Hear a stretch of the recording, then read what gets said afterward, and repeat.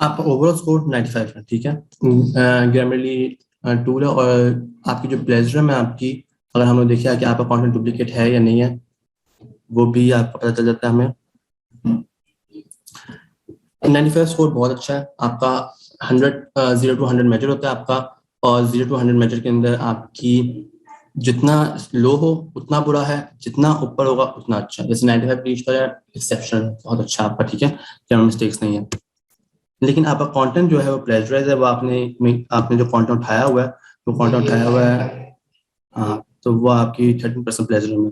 13% प्लेजरम इसलिए आप पे शो हो रही है, जो कि क्योंकि आपका आर्टिकल है ही छोटा और उसमें 13% प्लेजरम है। इसका मतलब ये हो गया, जैसे अगर आपका 1000 वर्ड्स का आर्टिकल है तो उसमें कम से कम अराउंड 20% आपने प्लेजरम दे दी। वैसे ही गूगल की तरफ से अलाउ ये होता है कि 1 to 3% आप प्लेजराइज हो, उससे समझ आती है। लेकिन 13% बहुत ज्यादा प्लेजराइज है आपका कॉन्टेंट। एक कंटेंट प्लेजराइज ना हो आपका, कि कोई डुप्लीकेट ना हो, कोई चीज नहीं है। जैसे हम लोग, जैसे ये है टूल है, इसमें मुझे बता दिया गया कि कंटेंट कहाँ से उठाया गया, किस जगह से उठाया गया और कौन सा आर्टिकल है। सर ये टूल सेंड कर दीजिए ग्रुप में। ग्रामरली है, ठीक है। उसके अलावा कौन से टूल्स है आपके? डुप्लीकेट चेकर है, ये चेकर है आपका। स्मॉल टूल्स है, स्मॉल टूल चेकर है। फिर आपका ग्रामरली है, ग्रामरली आप पर सिर्फ जाके से प्लेजर नहीं चेक करता, लेकिन आपका जितने सारे कंटेंट है उसको भी चेक करता है। और ग्रामरली में एक चीज बहुत अच्छी है, ग्रामरली आपके पर्टिकुलर वर्ड्स जो है, जो भी कॉपी हुए हैं किसी भी सेम आर्टिकल के साथ, उसको भी आपको आइडेंटिफाई करवा देगा, ये जो सेम वर्ड है, ये बहुत सारे इतने फलां फलां जगह पे लिखा हुआ चीज का, क्योंकि वो पेजेस को चेक कर रहा होता है, वो सिर्फ आर्टिकल की एक कंटेंट को चेक नहीं करेगा, वो आपके हर एक वर्ड को चेक करेगा कितना प्लेजर हुआ होगा।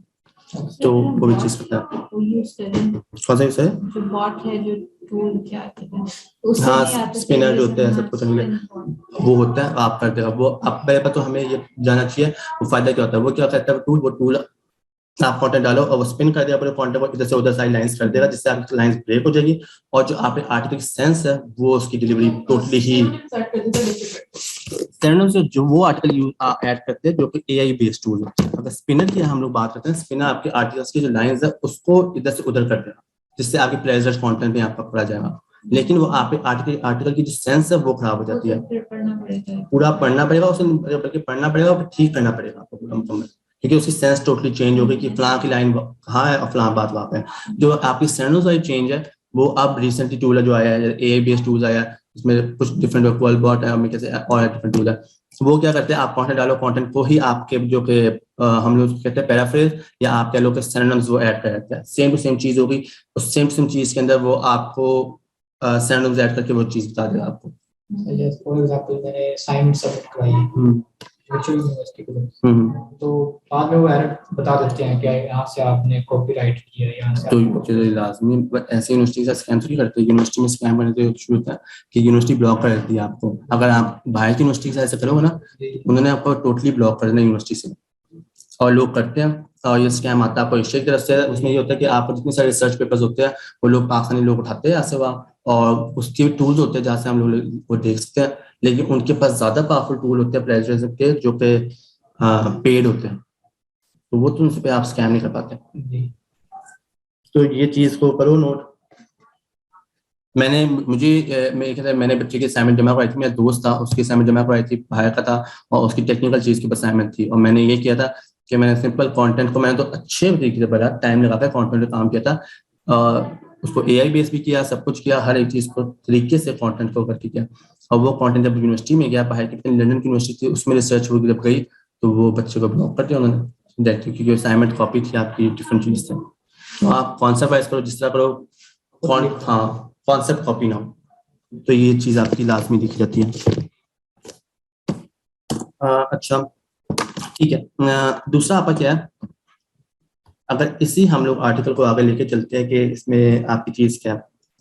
जैसे अब आपका ये आर्टिकल है, do you want to learn about Muslim institute for tell how to write society, how to write guidelines, ठीक है। अब आपने कुछ चीज करनी है जो कि बहुत जरूरी होती है आपकी, वो होती है रीडेबिलिटी। रीडेबिलिटी होती है यूजर एंड की तरफ से। यूजर एंड आपका क्या होता है, जो आपका कस्टमर है, हम लोग जो काम करते हैं, उसमें क्या चीज होती है कि आपके जो सेंटेंसेस है 20 वर्ड से ऊपर नहीं होना चाहिए, आपका पैराग्राफ 3 to 4 लाइन से ऊपर नहीं होना चाहिए, और आपकी जो पैराग्राफ है एक पर्टिकुलर हेडिंग के अंदर 2 से ज्यादा अपर नहीं होनी चाहिए। आपकी रीडेबिलिटी ईजी होती है। वरना यूजर अब आपका आर्टिकल देखिएगा, जैसे ये आर्टिकल अगर मैं इस आर्टिकल की बात करूँ, ये आर्टिकल अगर देखा जाए जो आपने लिखा है, ये पढ़ना आपका मुश्किल है। अगर इसी आर्टिकल को मैं सेम टू सेम आर्टिकल को अगर मैं सिंपल इसकी रीडेबिलिटी इनहेंस करता हूँ तो किस तरह इनहेंस की जाएगी। अब ये सब लोग ये वाला आर्टिकल देखें, ठीक है, और एक आर्टिकल सिंपल यहाँ पे लिखें। कौन सा आर्टिकल आपकी एज से देखने से इजी लग रहा है पढ़ना आपको? सिंपल है, मैंने ब्रोक कर दिया आर्टिकल्स को, पर्टिकुलर चीजों ब्रोक कर दिया, और ये ज्यादा इजी हो जाएगा अगर मैं इसमें हेडिंग दे दूंगा सबकी सारी चीजों के ऊपर कि ये चीज ये है फला, तो मेरा आर्टिकल सिर्फ स्किमिंग होगा, क्योंकि ज्यादातर यूजर जो करते हैं वो स्किमिंग करते हैं आपका, ठीक है। और वो सिर्फ आपकी हेडिंग्स देखते हैं, और हेडिंग्स देखने के बाद अगर कोई प्रोफेशनल इंसान है, मैंने कोई अपडेट पढ़नी है, क्योंकि मैं हर एक लाइन को जाकर नहीं पढ़ूंगा, मुझे पहले से पता है उस लाइन में क्या लिखा होगा, बस मैं हेडिंग पढ़ लूंगा, हेडिंग मुझे रेलिवेंट लगी तो मैं सिंपल जाकर वो चीज अपडेट पढ़ लूंगा, मुझे इतना लंबा आर्टिकल पढ़ने की जरूरत नहीं होती। लोगों के लिए हेडिंग्स ऐड करो ताकि यूजर के लिए इजी हो कि वो आर्टिकल आपका पढ़ सके और आगे कंटेंट समझ सके आपका। इसके लिए क्या चीज होती है, इसके लिए कुछ आपके हमारे पास रूल्स होते हैं जो हम लोग फॉलो करते हैं। The sentences that should not be more than 20 words. Paragraph should not be more than 3, बल्कि हम लोग 4 to 5 लाइन्स करते हैं, 4 to 5 लाइन्स। ठीक है, ये सबको पता है, H1, H2, H3 का सबको पता है, ठीक है। H1 कितनी दफा पेज पे आती है? हाँ ठीक है। H2 कितनी दफा आती है? एक दफा, मतलब उसके नीचे आती है हेडिंग के, ठीक है। H2 मल्टीपल टाइम्स आ सकती है एक पेज के ऊपर, डिपेंड्स ऑन द पैराग्राफ और टॉपिक, ठीक है। H1 मल्टीपल टाइम्स आ सकता है एक ब्लॉग के अंदर, आ सकता है, H1 तो नहीं, ठीक है। H1 ये चीज कंफर्म कर लो, H1 एक ही दफा आता है पेज पे, और फिर जो भी चीज आती है वो H2 के अंदर आएगी आपकी, जो भी आपकी हेडिंग बनी। हाँ, हेडिंग के अंदर सब हेडिंग्स बन रही है वो H3, H4 आगे जो भी आपका, जैसे हम लोग नॉर्मल ऐसे में लिखते थे। और इस चीज को थोड़ा फोकस करना, H1 सिर्फ 1 टाइम आता है, आपकी मेन हेडिंग आर्टिकल की होती है वो सिर्फ 1 टाइम शो होती है, वो H1 होती है आपकी। उसके नीचे जो सारी हेडिंग्स है वो H2, H3 आपकी जितनी भी दफा आती है, वो डिपेंड करता है आपके आर्टिकल पे। एक चीज बहुत आप नोट कर लो, लाजमी याद रखो कि आपकी जो ग्रामर की मिस्टेक्स है आर्टिकल में वो बिल्कुल ना हो आपके आर्टिकल में, क्योंकि गूगल जो आपकी यूजर के मुताबिक जो उसको लगता है कि उससे पहली चीज आपके आर्टिकल में नोट करता है वो आपकी ग्रामर, स्पेलिंग मिस्टेक, इन चीजों को नोट करता है। अगर उसको यहाँ से कोई गलत चीज लगेगी वो वहां से पहले आर्टिकल रिजेक्ट करता है। मतलब अगर पहला मैं कोई चेक करूँ, उसका जो पहला रूल ऑफ चेक है गूगल का, वो आपकी ग्रामर है कि ग्रामर मिस्टेक क्या क्या चीजें हैं।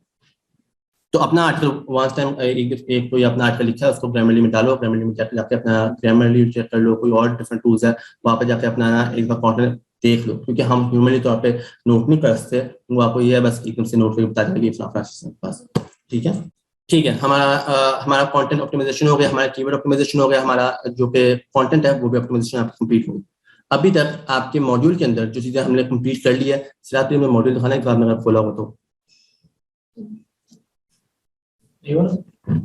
हाँ, मॉड्यूल मुझे मिल गया सर, शुक्रिया। इसमें एसईओ खोलना, हाँ सर्च एंड ऑप्टिमाइजेशन है, इसके मॉड्यूल नीचे हो, ये सर्च एंड ऑप्टिमाइजेशन के बारे में बात होगी ना, जो आगे मॉड्यूल कौन स्लाइड में है, 13 में है,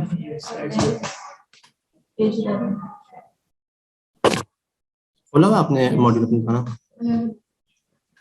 नहीं, ये सर्च एंड ऑप्टिमाइजेशन जब पहले दिखाई थी आपसे, मुझे जो मॉड्यूल दिखाई थी, ठीक है। अभी तक हमारी कीवर्ड रिसर्च कंप्लीट हो गई है, ठीक है। कीवर्ड रिसर्च क्या होता है हमने डिस्कस कर लिया है कि कीवर्ड रिसर्च क्या चीज़ है।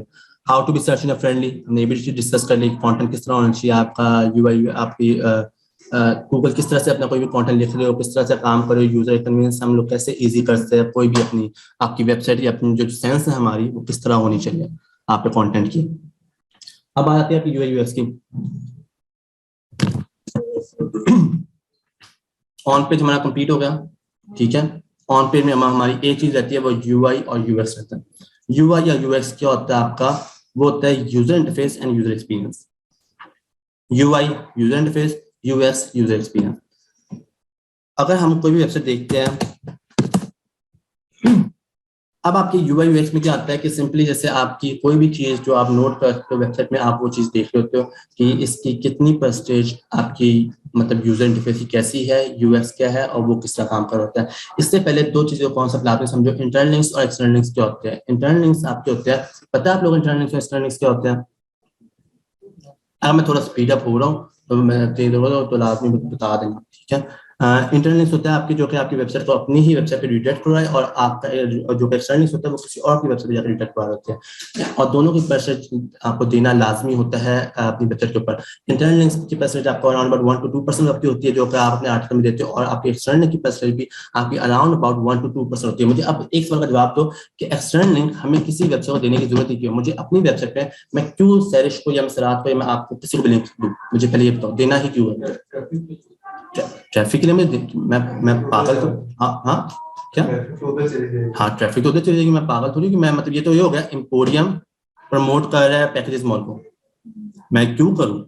जबकि अगर मैं कोई आर्टिकल लिख रहा हूँ व्हाट इज यूआई यूएक्स का, ठीक है, और सराहत है सैरिश करने के लिए, ये लोग तो मेरे कंपटीटर्स हो गए। अगर इन लोगों ने कोई ऐसा आर्टिकल लिखा हुआ है तो ये वही सर्विसेज बेच रहे होंगे, इसलिए उन लोगों ने ये आर्टिकल लिखा हुआ, और मैं इनका आर्टिकल पब्लिश करता हूँ या अपनी वेबसाइट एक्सटर्नल लिंक देता हूँ, क्यों दूं? वजह, रीजन क्या? बिजनेस पॉइंट ऑफ व्यू से बताओ, चलिए जल्दी बताओ, आप बताओ कोई, ठीक है आप बताओ, आप बताओ कोई बिजनेस पॉइंट ऑफ व्यू से बताओ, लॉजिकली बता दो, ऐसे नहीं है कि सजा है, आप बताओ कुछ भी हो सकता है।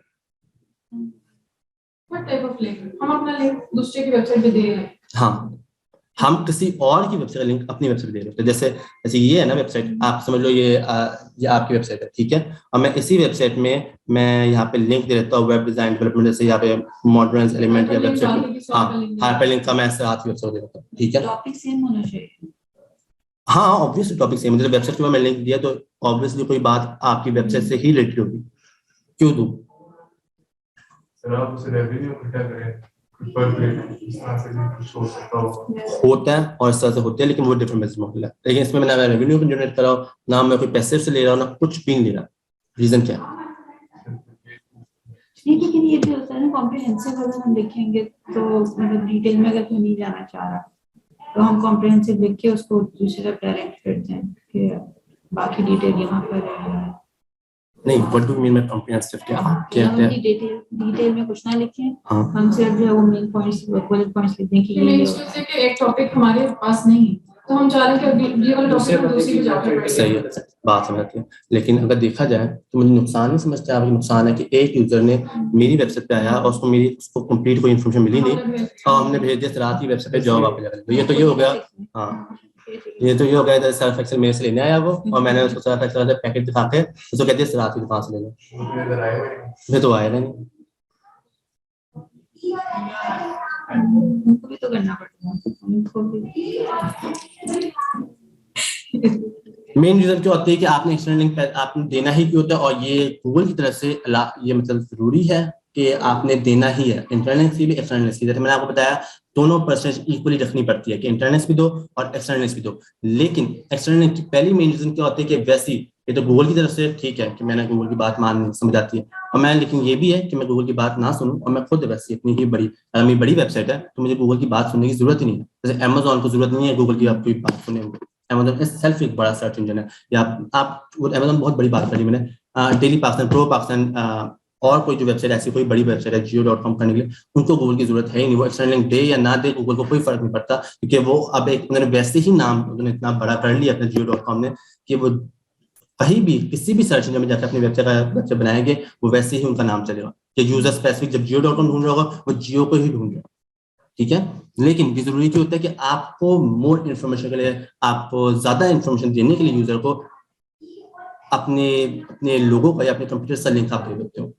अब इसकी क्या होती है मेन रीजन, जैसे विकीपीडिया आपका, विकीपीडिया में आप देख रहे होते हो, ठीक है, विकीपीडिया आप किसी भी चीज की ओपन करते हो आपको इतने डिफरेंट लिंक्स उसमें डले होते हैं, ठीक है, हर एक चीज का।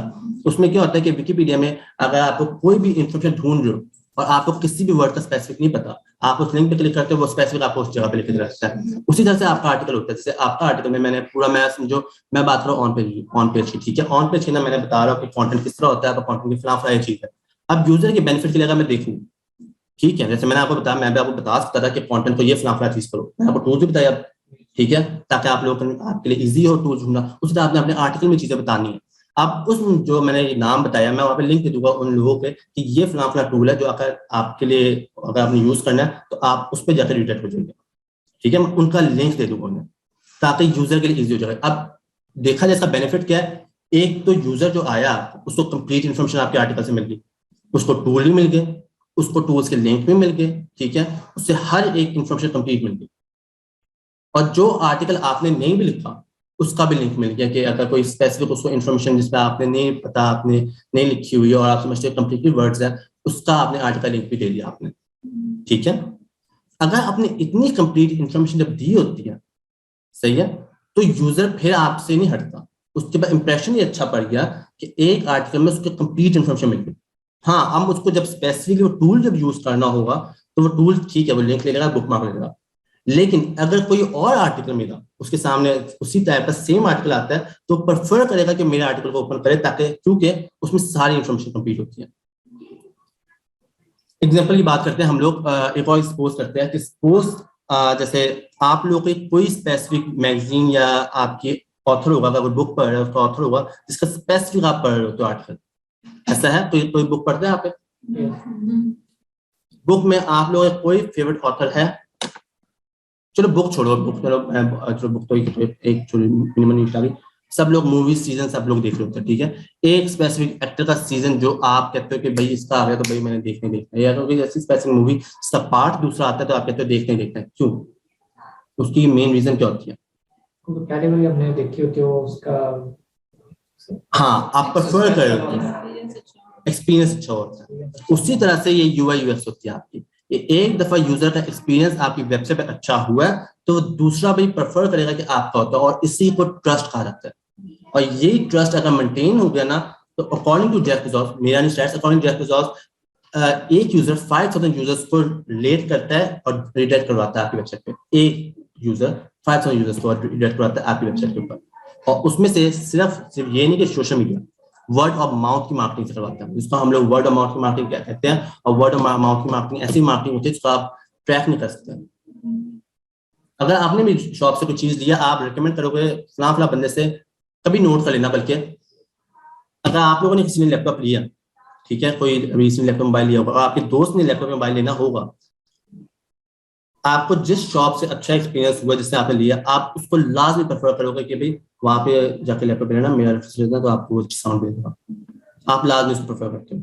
और एम ही आप शौकी में करो, आप वैसे ही करो, आप बचाने के लिए करो या आप अच्छे काम के लिए करो, जिस चीज के लिए, लेकिन आप करते हो। ये ह्यूमन साइकोलॉजी, तो हम लोग वर्ड ऑफ माउथ कहते हैं। अगर आप एक कस्टमर से अच्छा एक्सपीरियंस करते हो, और इसी को हम लोग आगे बात करेंगे पीपीसी में, और देखो कॉन्सेप्ट बता रहा हूँ, उन कॉन्सेप्ट को लाजमी रखो। जब मैं कॉन्सेप्ट का नाम ले रहा हूँ तो वो कॉन्सेप्ट अब रिलेट करते हैं आगे के लेक्चर में जाते हैं। और ये चीज आपकी पीपीसी के लेक्चर में हम लोग आगे पढ़ेंगे रीमार्केटिंग के अंदर। जब एक रीमार्केटिंग ऐड होती है वो किस तरह टारगेट की जाती है, जिसको हम लोग दोबारा से टारगेट करते हैं। ठीक है, back to UI UX lecture में आपने क्या देखना होता है कि आपके जो बटन्स हैं वो सही प्रॉपर हो रहे हैं, पॉपअप फायर हो रहे हैं। पॉपअप क्या होते हैं? जो कि एक स्क्रीन पे आपको यहाँ पे शो हो जाता है, सब्सक्राइब लिस्ट का पॉपअप आपको शो होता है, ईमेल लिस्ट का कोई या फ्री डिस्काउंट का कुछ भी ऐसा आपको पॉपअप यहाँ पे शो हो जाएगा कि वो आपका है। उस पॉपअप में आप ईमेल डालते हो, अपना इन्फॉर्मेशन डालते हो, आप सबमिट कर देते हो। ठीक है, आपको वो जब सबमिट करते हो आपको एक ईमेल अपने पास आनी चाहिए, उसको हम लोग टेस्टिंग फेज कहते हैं। जब भी आप वेबसाइट डिजाइन करोगे आपको एक टेस्टिंग फेज में आप लेके आते हो वेबसाइट को। कभी भी वेबसाइट ऐसा नहीं होता कि वेबसाइट एकदम से बनाई और एकदम से पब्लिश कर दी, पहले वेबसाइट बनाई जाती है। और वेबसाइट बनाते वक्त आपको सारा कुछ लोकल में रखना होता है, बैकअप में रखना होता है, क्योंकि अगर आप कोई भी चीज प्रोग्रामिंग में आपका चेंज होगा, कॉमा भी हिला, पूरी वेबसाइट डाउन। तो कभी भी कोई प्रोग्रामर आपकी मेन वेबसाइट की प्रोग्रामिंग को नहीं छेड़ता, वो आपकी लोकल बैकअप फाइल्स को छेड़ता है। दूसरा, आप जब भी कोई वेबसाइट बनाते जब आपकी रेडी होगी कंप्लीट, आप समझते हो भाई बेस्ट है, मैं इसको लाइव कर दूंगा, तो आप फिर आप करते हो कि टेस्टिंग में लेके आते हो। टेस्टिंग में क्या होता है कि आप लिंक्स चेक हो रहे हैं। जैसे अगर मैंने इस वेबसाइट के अच्छे खासे लिंक्स हैं, ठीक है, यहाँ पे जाओ, यहाँ पे लिंक है, ये लिंक है, ये लिंक है, ये लिंक है, ये सब कुछ, ठीक है। फिर ये है आपके, ये लिंक नहीं है तो सिर्फ डैशबोर्ड है, ठीक है। आप एक ये चीज है, व्यू देख रहे हो आप, बल्कि मैं थोड़ा सा जूम से नीचे करता हूँ ताकि प्रॉपर्ली पता चले। आप पता चल रहा है आपको सब कुछ?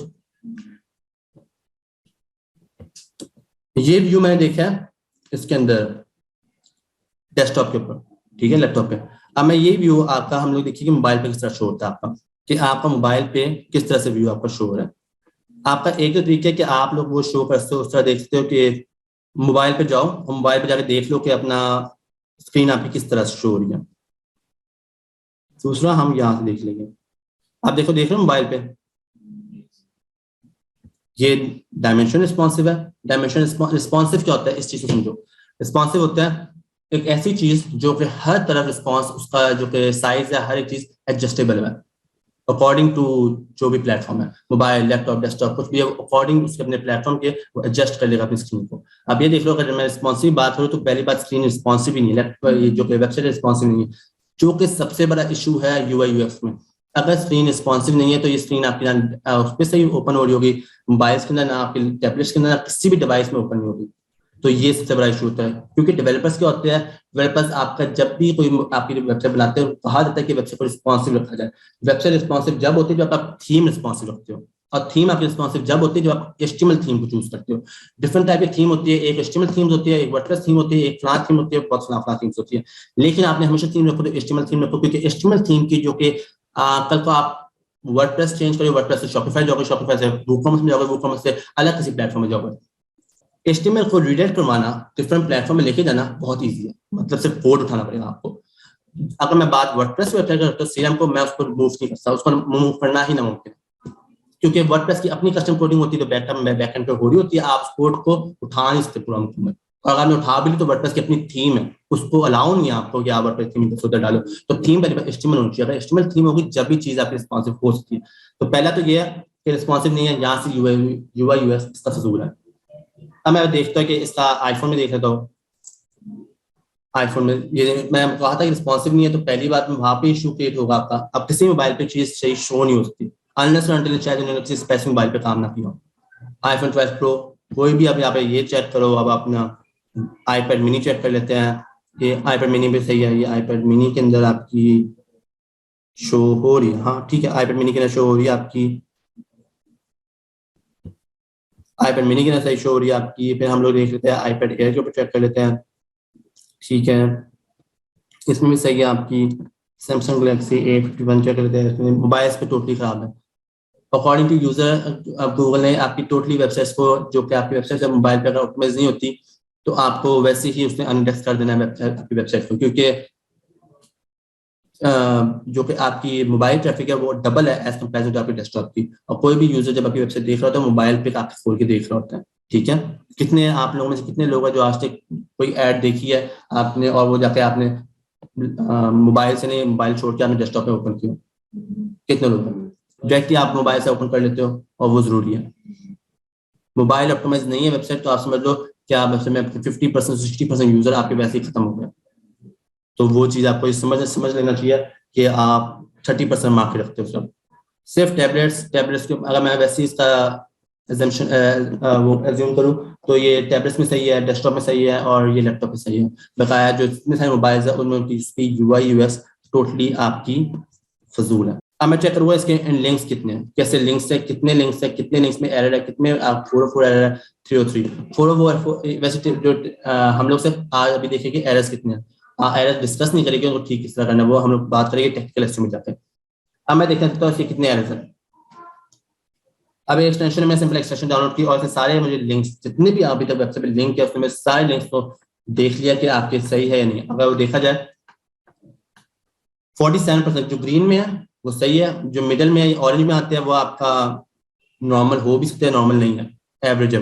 जो रेड में है वो टोटली आपके लिंक्स वो वाले जो जिनमें कोई लिंक नहीं डला हुआ, उसमें लिंक डला हुआ है लेकिन हाइपर लिंक डाला हुआ है लेकिन उसमें कोई लिंक नहीं है, मतलब हाँ डायरेक्ट नहीं कर रही आपकी वेबसाइट, नल लिंक। तो वो आपको बता रहे हैं कि इतने ये सारे है जहाँ पे लिंक का चीज आपको शो है। तो इस पेज पे सारे उसमें लिंक्स बता दिए, देखो कि ये सारे लिंक्स है, इसके अंदर के सारे लिंक्स में चेक कर लिया, ये भी क्रॉल हो गया, ये भी चीज क्रॉल हो गई, यहाँ से पता चल गया आपको, ठीक है। ये सारी चीजें एक ये टूल है आपसे जहां से आप देख सकते हो। दूसरा आपका है अच्छा इसको डाटा ले रहा हूँ मैं तभी हाँ सेकंड आपका ये टूल है। अब अगर ये देखो मैं ये टूल अगर चलाऊँ वेबसाइट के ऊपर तो ये अब मुझे सारे लिंक्स बताएगा। अब मुझे ये लिंक्स बताएगा कि कितनी एरर की परसेंटेज है आपके वेबसाइट के ऊपर। एरर डिफरेंट टाइप्स के होते हैं, जैसे आपने कभी फेस किया होगा 404 एरर देखा होगा पेज पे, आपने लिंक पे क्लिक किया 404 एरर आ गया, फिर आपने वो तो डायरेक्ट बिल्कुल ही एरर शो करता है ना, मतलब अगर एरर वेबसाइट तो खुल रही है इसका मतलब उसका कोई एरर है ही, माइनर से एरर्स भी नहीं होते, ये एरर ही है। अगर 404 देखो 404 एरर ओपन होता है और वेबसाइट के अंदर ही ओपन होता है, मतलब आपको फुटर वगैरह दिखाई दे रहा होगा सब कुछ और आपको यहाँ पे एक बड़ी स्क्रीन शो हो रही है 404 एरर। तो जस्ट वही एरर होता है, उसके नहीं, कोई छोटा एरर नहीं होता। डिफरेंट टाइप्स के एरर होते हैं। 404 एरर होता है, 505 एरर होता है, 301 एरर होता है, 302 एरर होता है।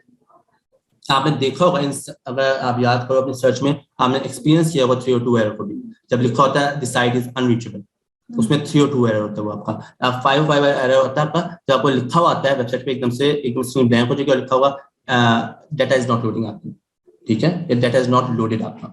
सिंपल है कि आप एक छोटी स्क्रीन में यहाँ पे वो जब आता है कभी कभार जब आप किसी बड़ी वेबसाइट पे काम करो बाहर की तो जब अच्छी जाती है आपकी, वो उसको हम लोग कहते हैं 501 आपका एरर, जो सर्वर एरर का आता है उसको सर्वर एरर आता है क्योंकि वो सर्वर की तरफ से आपका एरर जनरेट हुआ होता है। 301, 302, 404 एरर और आपका 304 ऐसे डिफरेंट टाइप के एरर होते हैं जो आपकी वेबसाइट पे जनरेट होते हैं।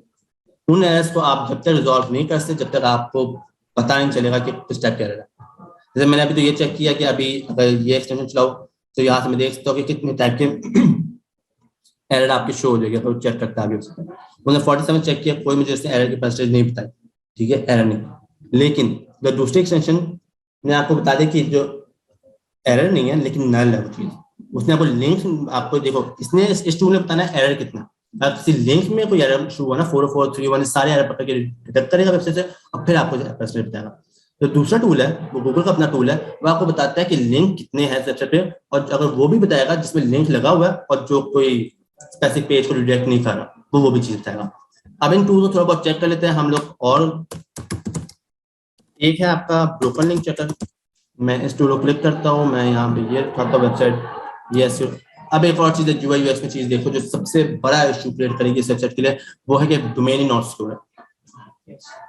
अगर डोमेन नॉट सिक्योर है तो समझ लो कि वेबसाइट ही आपकी